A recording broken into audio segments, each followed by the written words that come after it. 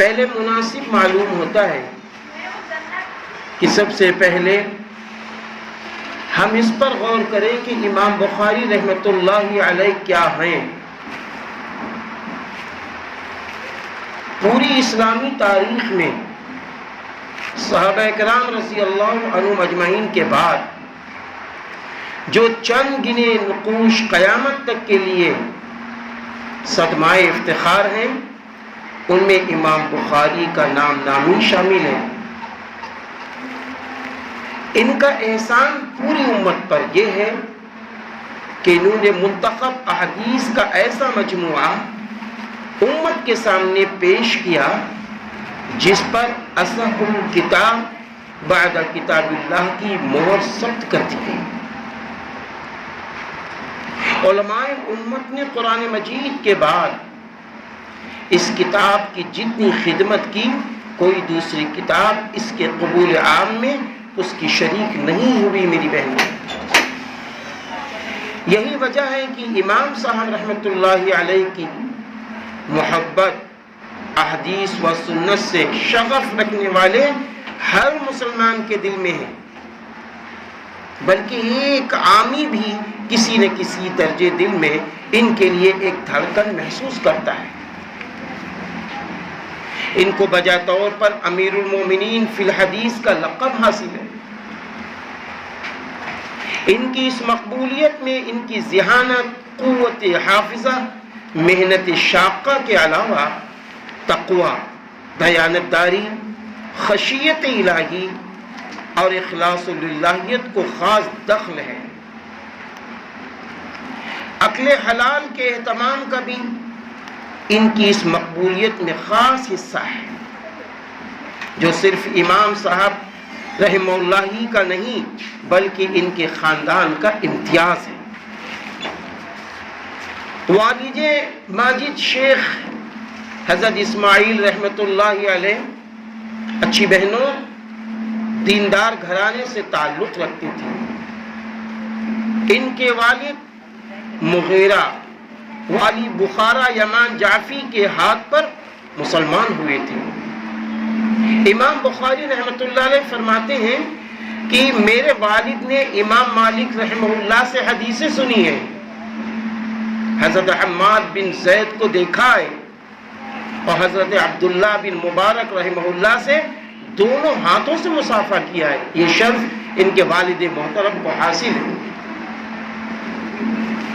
شیخ اسماعیل رحمہ اللہ اپنے زمانے کے پرہیزگار لوگوں میں تھے، تقوی مزاج میں داخل تھا۔ احتیاط کا حال یہ تھا کہ مشتبہ مال بھی کبھی گھر میں داخل نہیں ہوا۔ حضرت احمد بن حفص رحمۃ اللہ علیہ فرماتے ہیں کہ میں مرض الموت میں عیادت میں گیا تو فرمانے لگے میں اپنے مال میں ایک درہم بھی حرام نہیں پاتا اور نہ ہی مشتبہ مال میں کوئی درہم میرے پاس ہے۔ اور اچھی بہنوں اور میری بچیوں، والدہ ماجدہ بھی بڑی صالحہ اور بزرگ خاتون تھی، بہت بزرگ خاتون تھی۔ دعا مناجات کا ان کو خاص ذوق تھا۔ حضرت امام بخاری رحمۃ اللہ علیہ آپ کی ولادت شریفہ میری بچیوں شوال 194 ہجری میں ہوئی اور والد کا انتقال بچپن میں ہو گیا تھا۔ والدہ نے بڑی دلسوزی سے ان کی تربیت کی۔ مشہور ہے میری بچیوں، غور کرنے کی بات ہے، مشہور ہے کہ بچپن ہی میں ان کی بینائی چلی گئی، یعنی آنکھ کی روشنی چلی گئی تھی۔ ان کی والدہ پر اس کا بڑا اثر تھا۔ انہوں نے رو رو کر ان کے لیے دعائیں کی تھی۔ کس نے کی تھی؟ حضرت امام بخاری رحمۃ اللہ علیہ کی امی جان نے کی تھی۔ ایک شب انہوں نے حضرت ابراہیم علیہ السلام کو خواب میں دیکھا کہ وہ ان کو خطاب فرما رہے ہیں، اللہ نے تمہاری گریہ وزاری سن لی اور تمہارے فرزند کی بینائی واپس کر دی۔ صبح ہوئی تو انہوں نے اپنے فرزند کو بینا پایا، یعنی آنکھ والا پایا۔ اچھی بہنوں، پتہ چلا ماؤں کی دعائیں اللہ سنتا ہے۔ جہاں والد محترم کی دعائیں اللہ سنتا ہے تو ماؤں کی دعائیں اللہ بہت سنتا ہے۔ ہماری جو مائیں اور بہنیں آئی ہیں وہ تھوڑی سی توجہ دیں کہ دیکھو اللہ کے یہاں آپ کی دعائیں کیسی سنی جا رہی ہیں، کہ حضرت امام بخاری رحمۃ اللہ علیہ بچپن میں آنکھ کی روشنی چلی گئی اور ماں کی دعاؤں سے اللہ نے آنکھ کی روشنی واپس کر دی۔ حضرت امام بخاری رحمۃ اللہ علیہ بچپن ہی سے اللہ تعالیٰ نے ان کو بڑی ذہانت اور قوی حافظہ عطا فرمایا تھا۔ مکتب کی تعلیم کے دوران ہی ان کو حفظ حدیث کا شوق ہو گیا تھا۔ 11 سال کی عمر سے انہوں نے محدثین کے درس میں بیٹھنا شروع کر دیا تھا۔ اس وقت تک ان کو خاصی تعداد میں حفظ ہو چکی تھی حدیث، اور ذہانت کا یہ عالم تھا اچھی بہنوں کہ اسانید کا فروغ سمجھنے لگے تھے، یعنی سند میں کیا کیا فرق ہو پڑتے ہیں یہ وہ سمجھنے لگے تھے۔ اسی زمانے کا اپنا واقعہ بیان کرتے ہیں کہ میں محدث داخلی رحمۃ اللہ علیہ کے درس میں شریک ہونے لگا تھا۔ ایک دن وہ حدیث سناتے ہوئے ایک سند کا ذکر اس طرح کرنے لگے، سفیان عن ابی زبیر عن ابراہیم، سفیان ناقل ہے اور ابو زبیر اور وہ ابراہیم سے نقل کرتے ہیں۔ میں نے کہا ابو زبیر ابراہیم سے روایت نہیں کرتے۔ شیخ نے مجھے جھڑک دیا۔ میں نے کہا اصل دیکھ لیجئے۔ اندر تشریف لے گئے استاد محترم، میری بہنوں سنو، اتنے ذہین تھے امام بخاری رحمۃ اللہ علیہ۔ اندر تشریف لے گئے اور دیکھ کر باہر آئے، کہنے لگے بیٹے سند کس طرح ہے؟ میں نے کہا ہوا زبیر بن عدی عن ابراہیم، زبیر بن عدی ابراہیم روایت کرتے ہیں، انہوں نے مجھ سے قلم لیا اور اپنی کتاب کی تصحیح کی اور فرمایا تم ٹھیک کہتے ہو۔ امام صاحب سے پوچھا گیا کہ اس وقت آپ کی کیا عمر تھی؟ فرمایا 11 سال۔ 16 سال کا ہوا تو اس وقت تک میں عبداللہ بن مبارک رحمہ اللہ، وکی رحمہ اللہ اور دوسرے حضرات کی تصنیفات حفظ کر چکا تھا۔ اب میری بہنوں، میری ماؤں سوچو 11 سال کا بچہ ہے، امام بخاری رحمۃ اللہ علیہ 11 سال کے ہیں اور 11 سال کی عمر میں کتنا بڑا درجہ انہیں حاصل ہو گیا، کتنا بڑا درجہ انہیں حاصل ہو گیا۔ کیسی ماں نے تربیت کی ہوگی، کیسی ماں نے پرورش کی ہوگی، کس طریقے سے ماں نے آپ کے ساتھ اچھا معاملہ کیا ہوگا۔ امام بخاری رحمۃ اللہ علیہ بڑے ذہین تھے۔ بخارا میں امام صاحب نے ابتدائی تعلیم حاصل کی، محدثین سے استفادہ کیا، کتابیں حفظ کر لی۔ سن 2 ہجری کے بعد پہلا سفر والدہ اور بھائی کے ساتھ حجاز مقدس کا کیا، حج کی سعادت حاصل کی۔ حج سے فارغ ہو کر والدہ اور بھائی وطن واپس ہوئے۔ امام صاحب رحمہ اللہ طلب علم کے لیے وہیں ٹھہر گئے اور وہاں کے کبار شیوخ سے حدیثیں سنی، پھر ان تمام اسلامی سینٹروں کو چھان مارا جہاں محدثین علماء کے مراکز تھے۔ وہ خود فرماتے تھے میں نے 1080 مشائخ حدیث سے حدیثیں لکھی ہیں۔ میری بچیوں، جو امام بخاری کی کتاب آپ پڑھ رہی ہیں بخاری شریف، آپ دیکھیے ان کے اندر جستجو کتنی پیاری تھی۔ جب تک میری بچیوں یہ جستجو اندر نہ پیدا ہو تب تک انسان آگے نہیں بڑھتا۔ انسان کی فکر ہو کہ ہم ایمانی شان کے مطابق آگے بڑھیں گے، انسان کی یہ فکر ہو ہم اپنے اللہ کو راضی کریں گے، اور بچیوں آپ کی یہ فکر ہو کہ ہم ایسی عالمہ بنیں گے، ایسی عالمہ بنیں گے کہ 1-2 نہیں ہزاروں بچیوں عورتوں کو انشاءاللہ جنت میں لے جانے والے بنیں گے۔ جب یہ فکریں ہوں گی اور ان فکروں پر آپ کام کریں گی پھر دیکھو کتنا پیارا رزلٹ آتا ہے۔ امام صاحب دیکھیے کہ حدیث کے لیے کتنی محنت کی اور کہاں کہاں پہنچے۔ امام صاحب رحمۃ اللہ علیہ کے قوت حافظہ کے واقعات ایسے ہیں کہ عقل دنگ رہ جائیں، عقل دنگ رہ جائیں، ایسے واقعات آپ کے موجود ہیں۔ لیکن ایک بات ہے میری بچی، بڑی اہم بات ہے۔ وہ بات کیا ہے کہ امام صاحب رحمۃ اللہ علیہ کی جو زندگی ہے بڑی قربانیوں والی زندگی ہے، بڑی قربانیوں والی زندگی ہے۔ امام صاحب نے اپنے پڑھائی کے دور میں بڑی قربانی پیش کی ہے۔ آپ کے متعلق لکھا ہوا ہے کہ تعلیم کے دوران سخت دشواریاں بھی پیش آئیں، بعض مرتبہ تنگی کی یہ صورت پیش آتی کہ گھاس کھا کر گزارا کرنا پڑا۔ آپ سوچئے، کھانے پینے کی کوئی چیز نہیں ہے، کوئی چیز نہیں ہے، تعلیم حاصل کرنے کی وجہ سے، حدیث میں اعلیٰ سے اعلیٰ حدیث پانے کی وجہ سے امام صاحب کو یہاں تک مشقتیں اٹھانی پڑی کہ آپ نے گھاس تک کھائی۔ آپ سوچئے تو ذرا، گھاس کھا کر گزارا کر لیا۔ میری بچیوں، ایسے ہی بہترین عالمہ آپ اس وقت تک نہیں بن سکتی ہے جب تک کہ 24 گھنٹے آپ قرآن و حدیث کو دے دیجئے، وقف کر دیجئے اپنے آپ کو، تب اللہ تعالیٰ آپ سے حدیثوں کے سلسلے کے بڑے بڑے اچھے کارنامے انجام دلوائے گا انشاءاللہ۔ پھر وہ کل اتنا پیارا کل آپ کا آئے گا کہ آپ جہاں بیٹھیں گی چاروں طرف سے خواتین آپ کو گھیر لیں گی، کوئی کہے گا آپ فلاں حدیث سنا دیجئے، آپ حدیث کا درس دے دیجئے۔ یہ جب کب ہوگا؟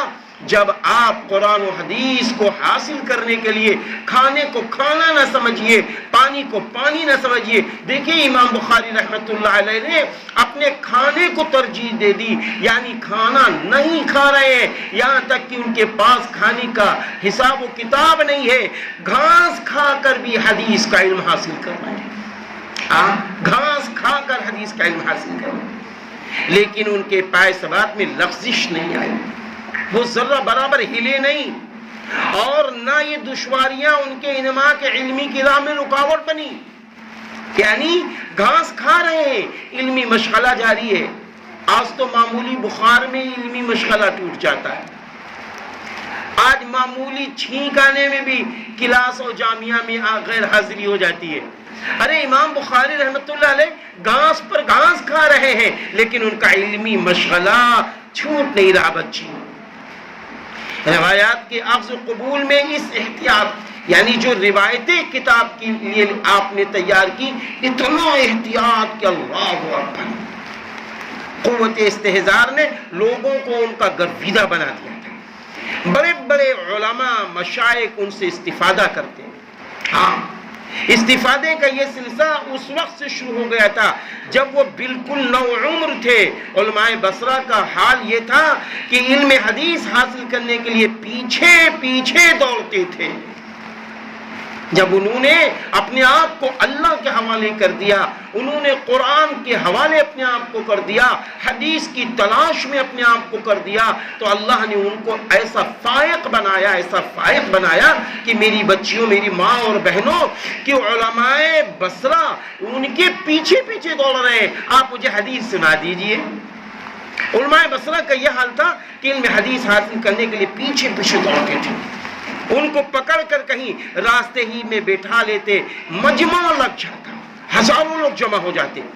میری بچیوں، اگر آج بھی آپ نے توجہ دے دی اور بخاری شریف اچھی طرح آپ نے پڑھ لیا، صحاح ستہ کی ساری کتابیں اچھی طرح اگر آپ نے پڑھ لی، تو یقین مانیے انشاءاللہ ایک وہ دن اللہ تعالیٰ میری بچیوں آپ کو بھی دے گا کہ جب ہماری ماں بہنیں آپ کو روک روک کر کہیں گی ہمیں حدیث سنا دیجیے، راستے میں بٹھا لیں، مجمع لگ جاتا ہے۔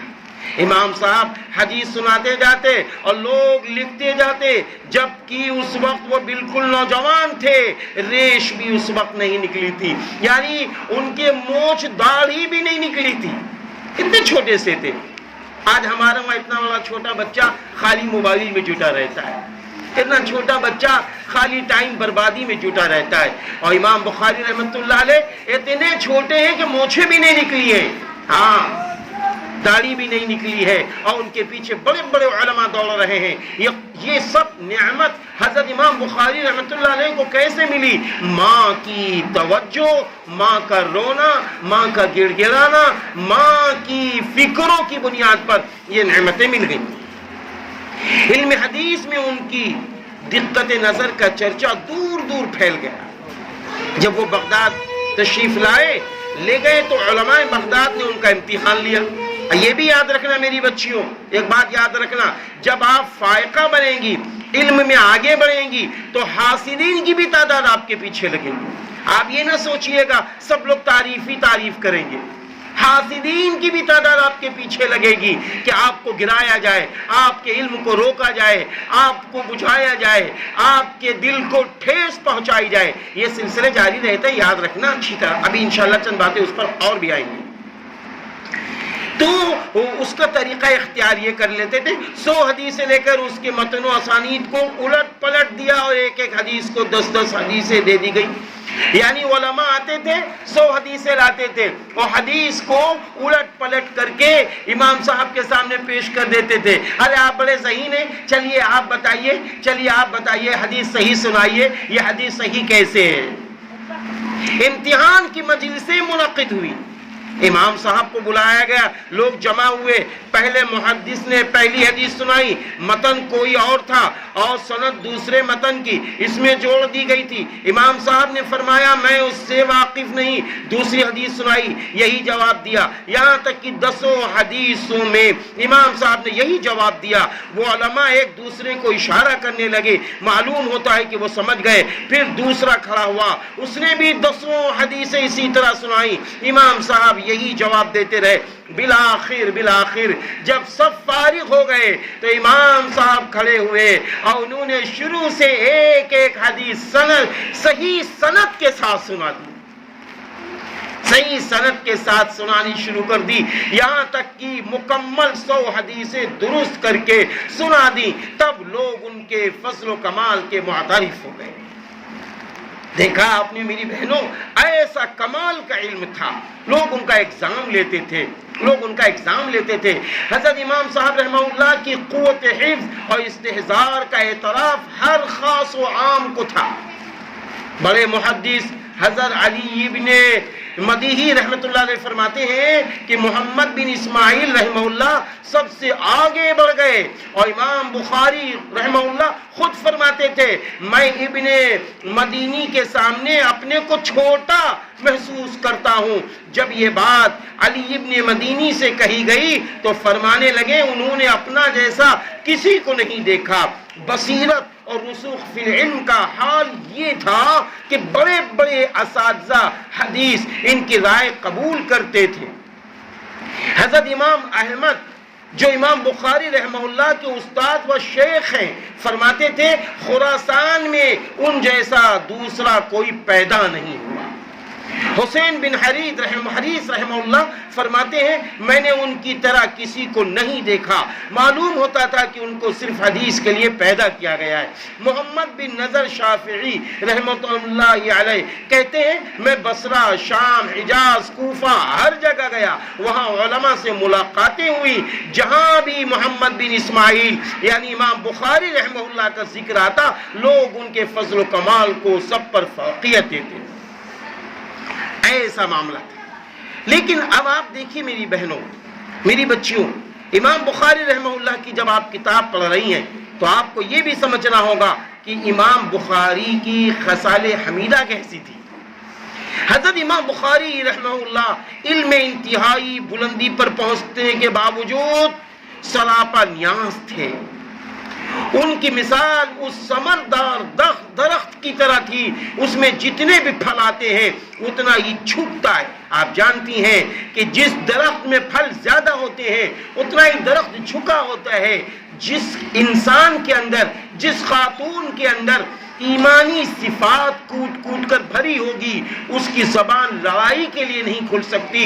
جس کے اندر اللہ کی محبت ہوگی، جس کے اندر قرآن کی محبت ہوگی، نبی کی محبت ہوگی، اس کی زبان لڑائی کے لیے نہیں کھل سکتی ہے، اس کی نگاہ گندی چیز نہیں دیکھ سکتی ہے، اس کے ہاتھوں سے کسی کو نقصان نہیں پہنچ سکتا ہے، بلکہ اس کی مثال تو ایسی ہوتی ہے جیسے ہمارے والد محترم فرماتے تھے کہ میرے بیٹے آم کے پیڑ بن جاؤ، یعنی آم کے پیڑ بن جاؤ۔ آم کتنا پیڑ میں آتا ہے، آپ دیکھیں چھوٹا سا بھی آم جب آتا ہے جس کو کیری کہتے ہیں میری بہنوں میری ماؤں، وہ بھی لوگوں کو پسند، اور وہ آم جب پک جائے بڑا ہو جائے وہ بھی لوگوں کو پسند، اور وہ آم جب ٹپک جائے سیب بن کر وہ بھی لوگوں کو پسند ہو جاتا ہے۔ تو اللہ والوں کی مثال ایک پھلدار درخت کی طرح دی گئی ہے، ایسے ہی مثال امام بخاری رحمۃ اللہ علیہ کی دی گئی، ایسے ہی مثال دی گئی ہے۔ ان کے علمی مشغولیتوں کے باوجود عبادت گزاری، یعنی علمی کام بھی تھا، علمی کام خوب ہو رہا ہے، حدیثوں کو تلاش کرنا خوب ہو رہا ہے، اس کے باوجود عبادت گزاری میں بڑا وقت صرف کرتے تھے۔ یہ نہیں ہے کہ اب حدیث میں آ گئے نمازیں چھوٹ رہی ہیں، نفلی نمازیں چھوٹ رہی ہیں، اشراق چھوٹ رہی ہے، تہجد چھوٹ رہی، ایسا نہیں تھا۔ امام بخاری رحمت اللہ علیہ عبادت کے لیے بھی اپنا وقت نکالتے تھے۔ تہجد میں عام طور پر 13 رکعتوں کا معمول تھا۔ میری بچیوں سنا آپ نے، 13 رکعتوں کا معمول تھا۔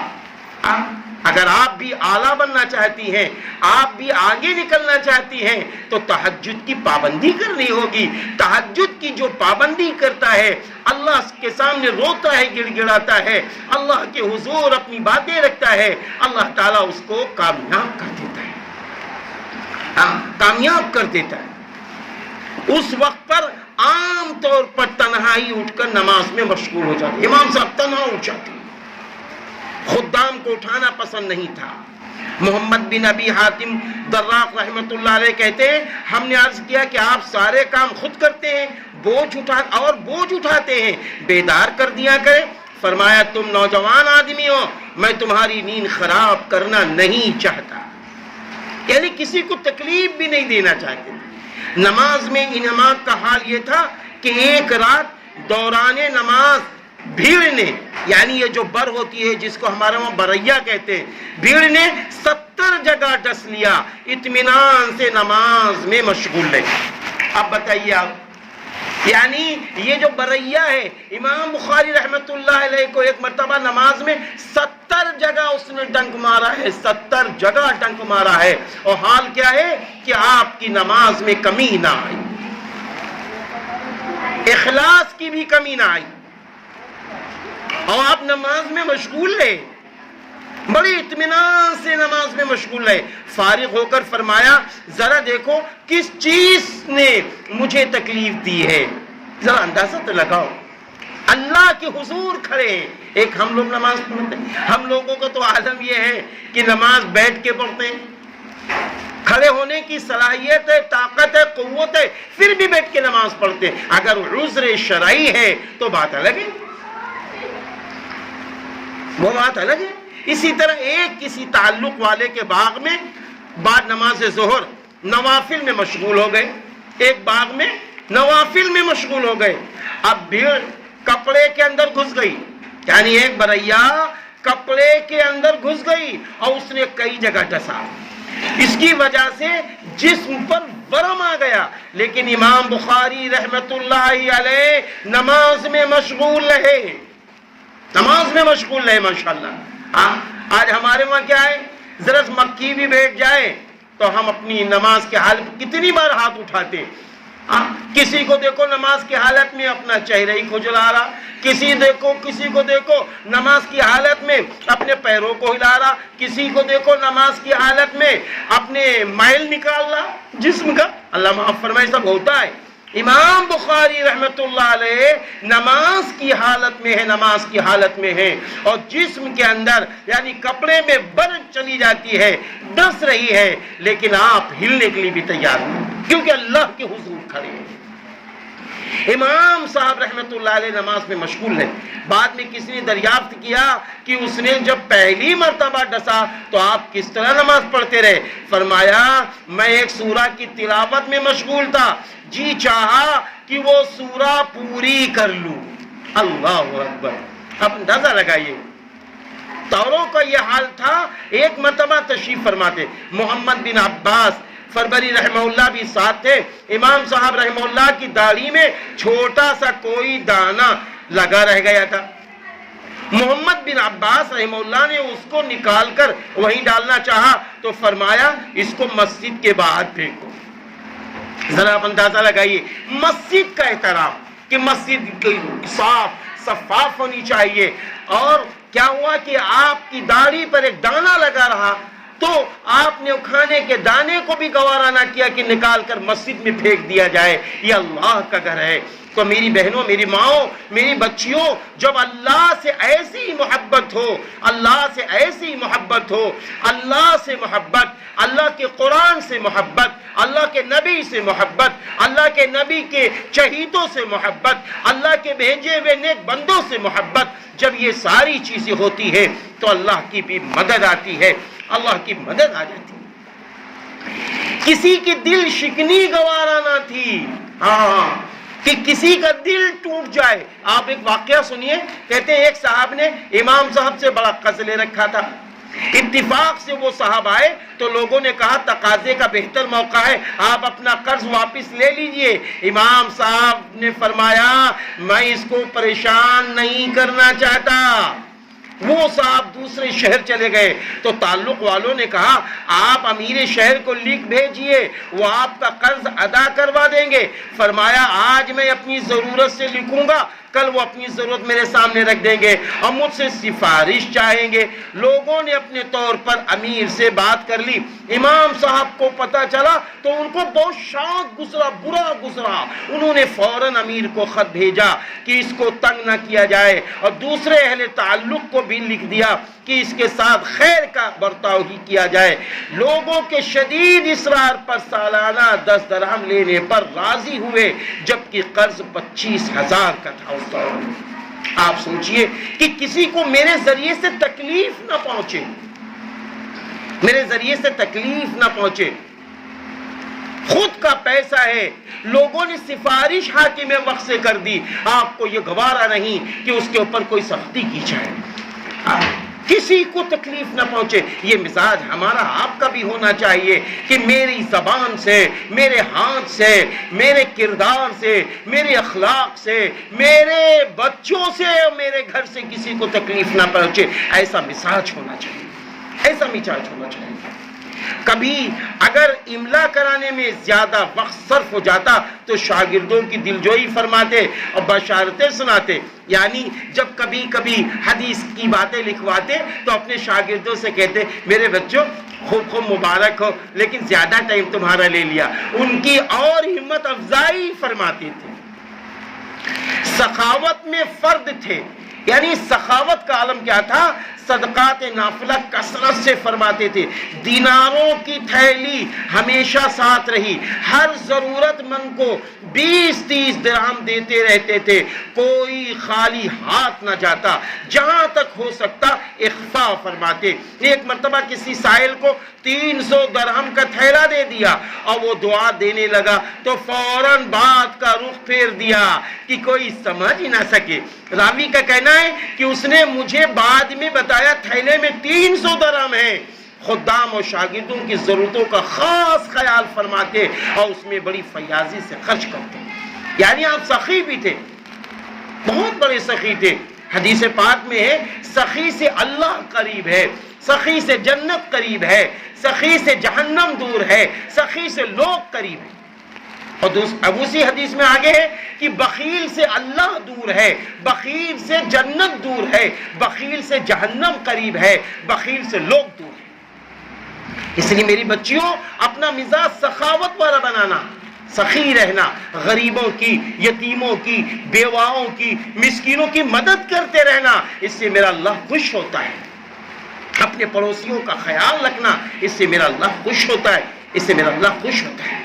اس لیے میری بچیوں اس کا بھی پورا خیال رکھا جائے، اسی کے ساتھ ساتھ اس کا بھی خیال رکھا جائے کہ ہم ایک دوسرے کے ساتھ اچھا معاملہ کریں، کسی سے جھگڑا وغیرہ نہ کریں۔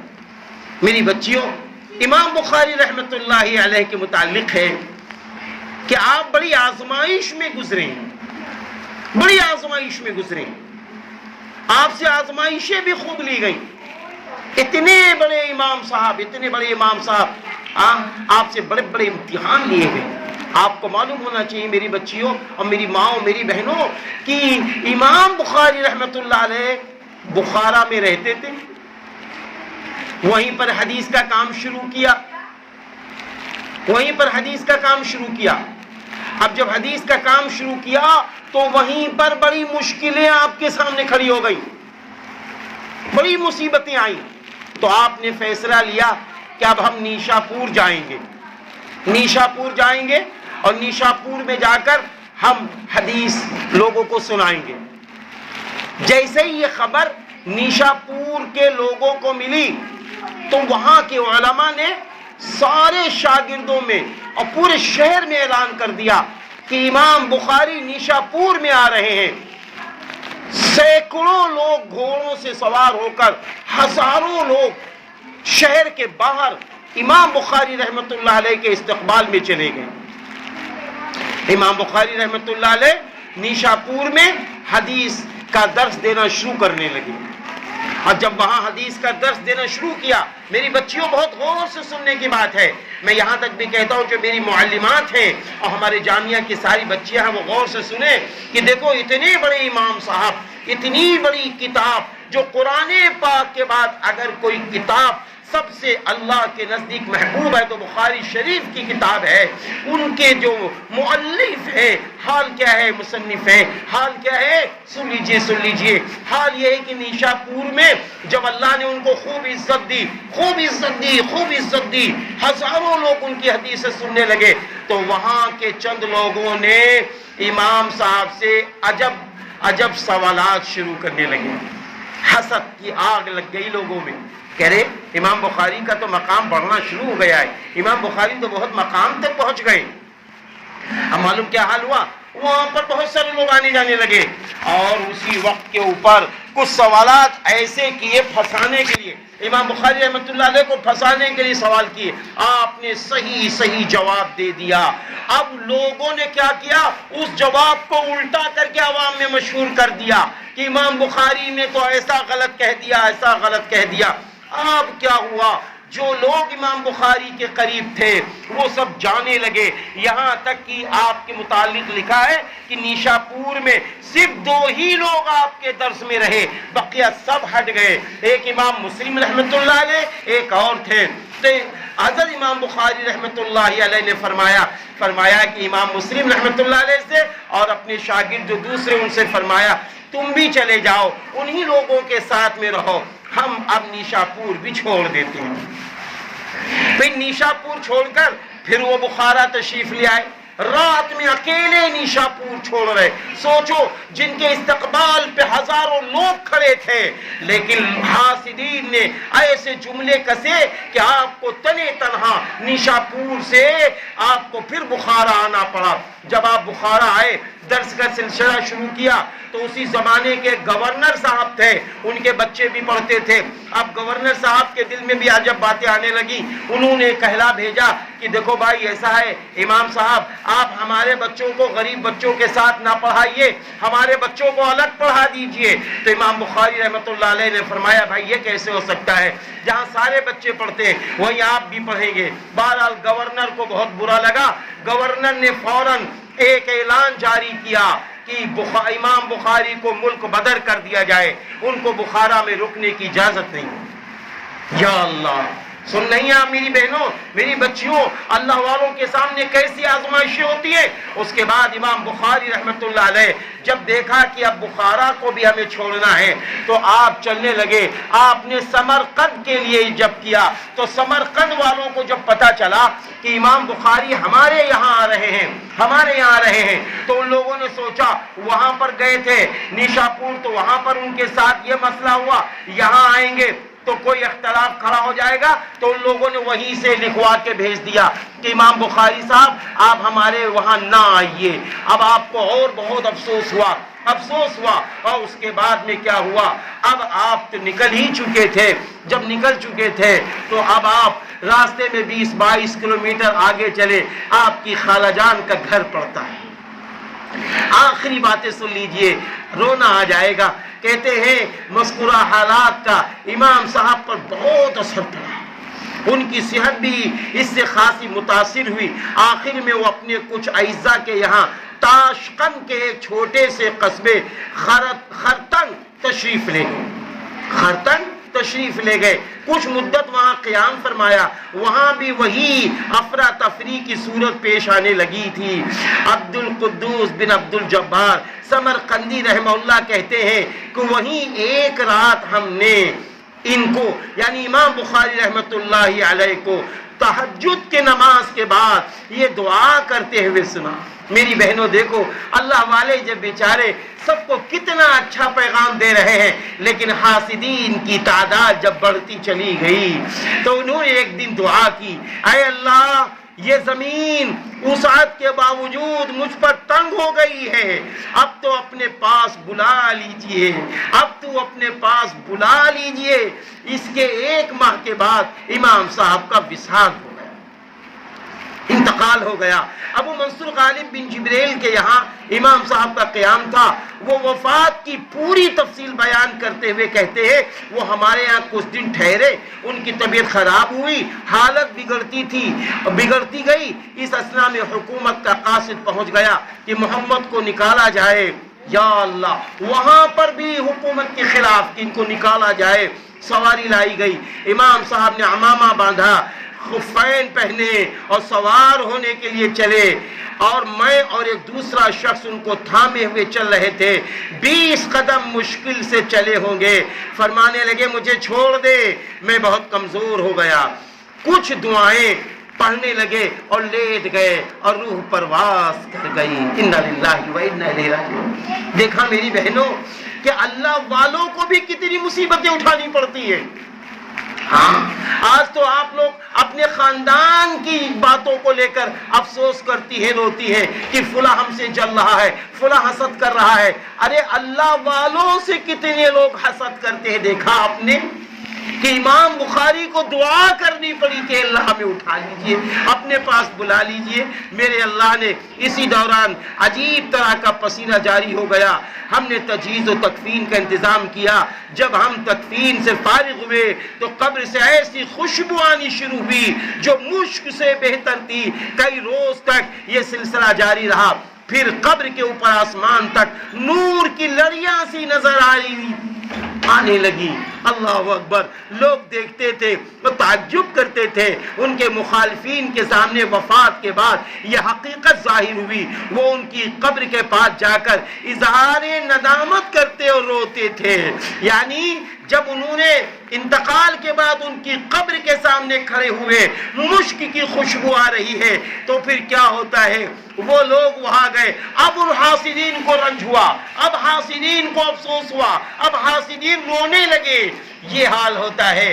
اس لیے میری بچیوں، میری ماں اور میری بہنوں، اس کا ضرور خیال رکھیے کہ جب بھی کوئی اچھا کام آپ کریں گی، حاسدین کی جماعت آپ کے کام کو روکے گی، لیکن آپ اللہ کے بھروسے پہ اپنے کام کو جاری رکھیے، حاسدین پہ نظر نہ رکھیے۔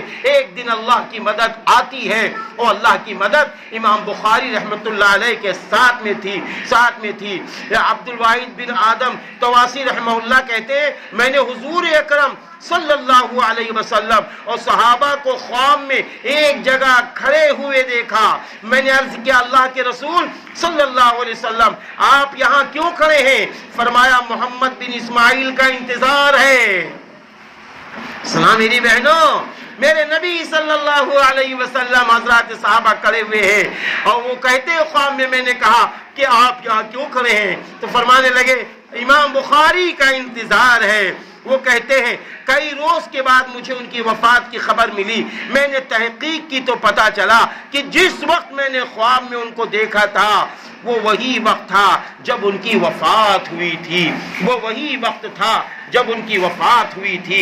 بہرحال میری ماں اور میری بہنوں، اللہ کی محبوب بندیوں، دیکھو امام بخاری رحمت اللہ علیہ کے ذریعے اللہ تعالیٰ نے کتنا بڑا کام کروا دیا۔ بخاری شریف جیسی کتاب، مدلل کتاب، صحائح ستہ میں سب سے افضل کتاب اللہ تعالیٰ نے دلوا دی۔